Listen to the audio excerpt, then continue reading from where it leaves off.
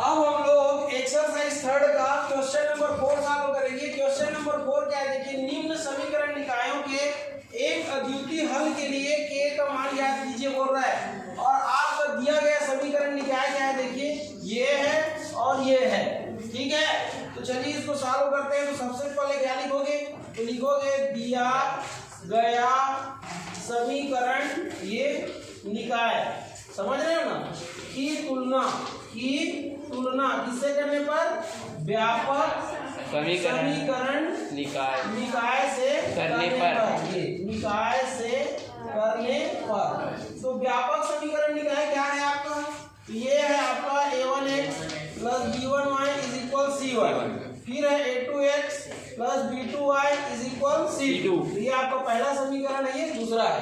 तुलना कीजिए, a1 की वैल्यू कितना है k, फिर b1 की वैल्यू कितना है 2 और c1 की वैल्यू कितना है 5, फिर a2 की वैल्यू कितना है देखिए 3 और b2 की वैल्यू कितना है 1, यहाँ कुछ नहीं है मतलब 1 और फिर c2 की वैल्यू कितना है 1 है। अब क्या बोल रहे हैं, अद्वितीय हल होने के लिए क्या बोल रहे हैं देखिए, निम्न समीकरण निकायों के एक अद्वितीय हल के लिए k का मान ज्ञात कीजिए। तो आप लिखेंगे यहाँ पर ये एक अद्वितीय हल, ये अद्वितीय हल होने हेतु प्रतिबंध, हेतु क्या प्रतिबंध। तो एक अद्वितीय हल होने हेतु और प्रतिबंध क्या होता है, a1 upon a2 is not equal b1 upon b2।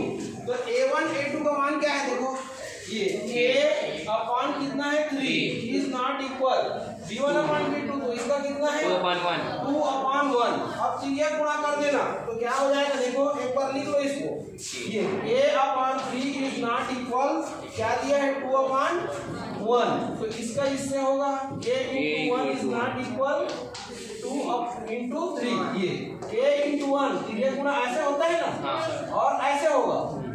तो a1 is k is not equal कितना हो जाएगा 2 इज या 2 3 इज कितना होगा 6, ये तो यही k का मान होगा। ये ऐसे आपको बनाना है, ठीक, आ गया, क्लियर है। हाँ, तो यहाँ पर देखिए k इज नॉट इक्वल 6 आया कि नहीं आया। तो इसका कहने का मतलब ये है, यहाँ पर लिख दिया हूँ देखिए, अतः k का मान 6 के अतिरिक्त अन्य कोई भी वास्तविक संख्या हो सकती है। मतलब k का मान 6 नहीं हो सकता, क्योंकि नॉट इक्वल आया कि नहीं आया, क्या आया है नॉट इक्वल आया है ना। तो उसी को यहाँ पर लिख दिया हूँ देखिए, अतः k का मान 6 के अतिरिक्त अन्य कोई भी वास्तविक संख्या हो सकता है। 6 नहीं होगा k का मान, इसके सिवा कुछ भी हो सकता है। आपको क्वेश्चन में क्या बोला था देखिए, निम्न समीकरण निकायों के एक अद्वितीय हल के लिए k का मान ज्ञात कीजिए। तो आप प्रतिबंध लगा के हल कर दिए, तो k इज नॉट इक्वल 6 आया, मतलब ये यहाँ पर बताया गया कि k का मान 6 नहीं हो सकता, उसके अतिरिक्त अन्य कोई भी वास्तविक संख्या हो सकती है। क्लियर हो गया। तो इतना ही आपको सॉल्व करना है, ठीक।